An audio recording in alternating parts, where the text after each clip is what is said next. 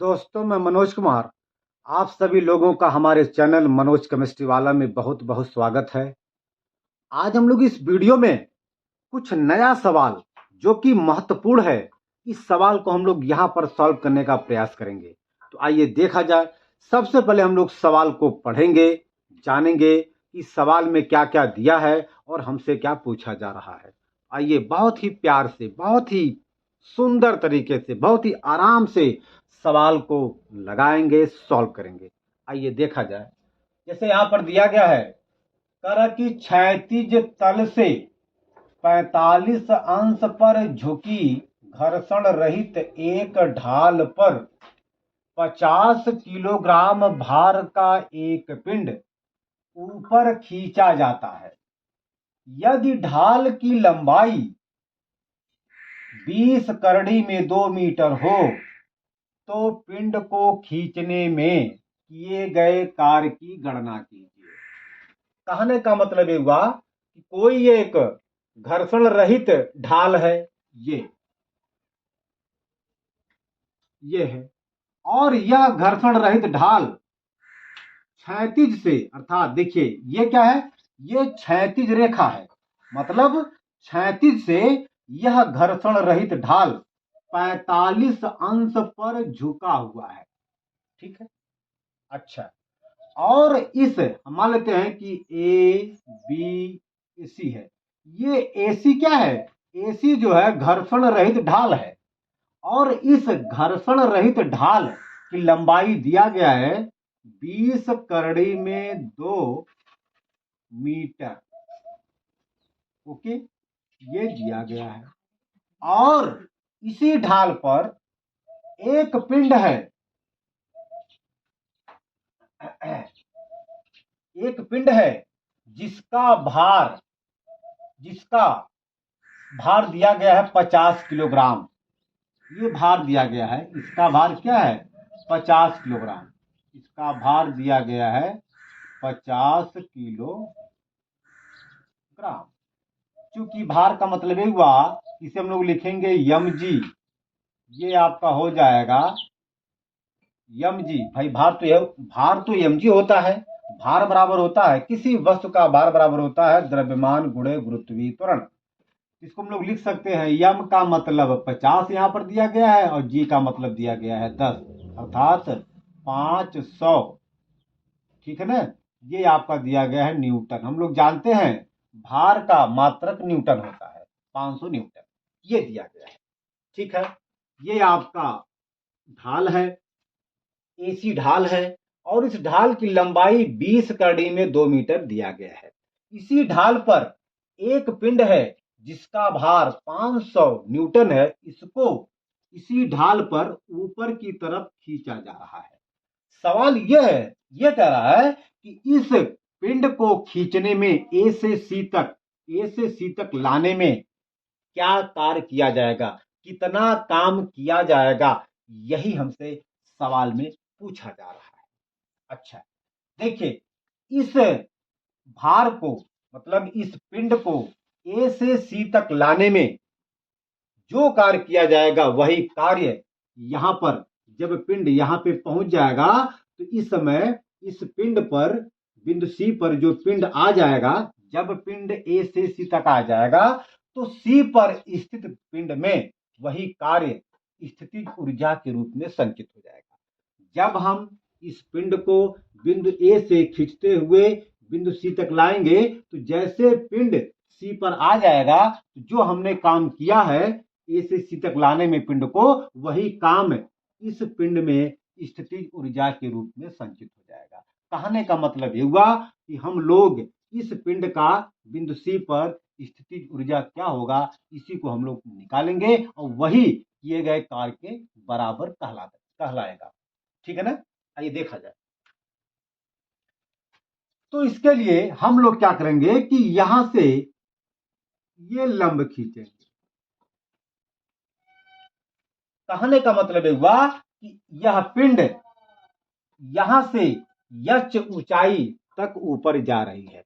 अगर हमें इस यच ऊंचाई, यच का मान मिल जाए तो हम बड़े आसानी से इस पिंड का स्थितिज ऊर्जा निकाल सकते हैं। अर्थात इस पिंड को ए से सी तक लाने में किए गए कार्य की गणना कर सकते हैं। तो सबसे पहले हम लोग यच के मान को निकालेंगे। आइए देखा जाए। यदि हम लोग ध्यान दें, यह समकोण त्रिभुज है। क्या है? समकोण त्रिभुज है। तो इस कोण के लिए यह यच लंब हो जाएगा। इस कोण के लिए यह लंब हो जाएगा और ये आधार हो जाएगा और यह हो जाएगा कर्ण हो जाएगा। ठीक है।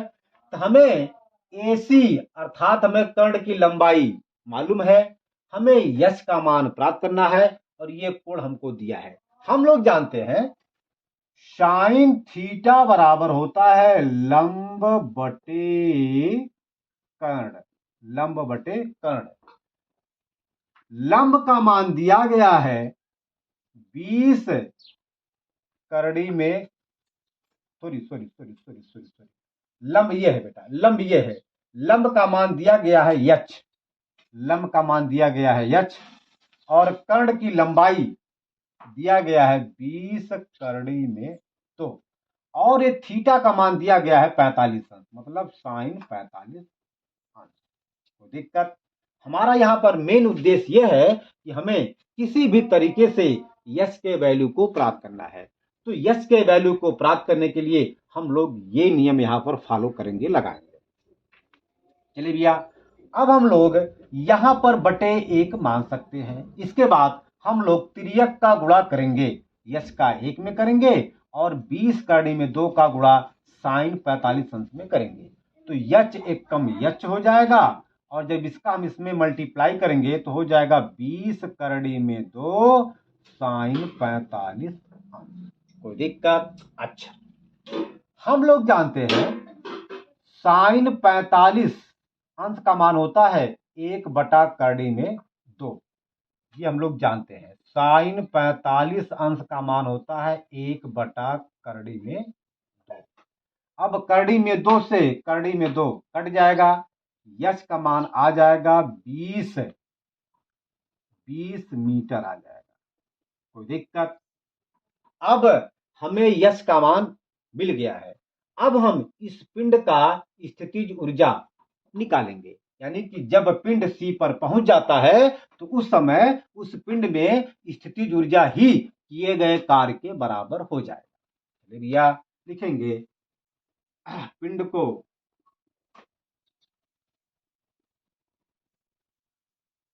A से C तक, A से C तक, A से C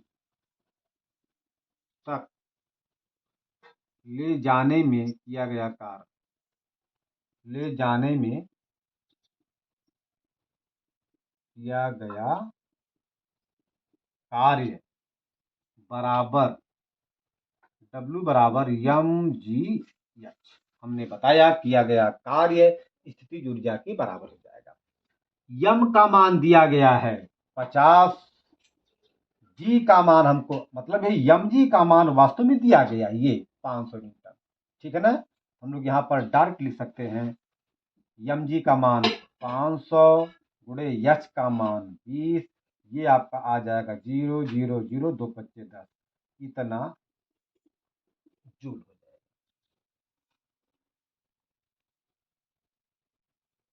ठीक है ना? इतना जूल। हम लोग इसको लिख सकते हैं 10 की 1 2 3 4 4 घात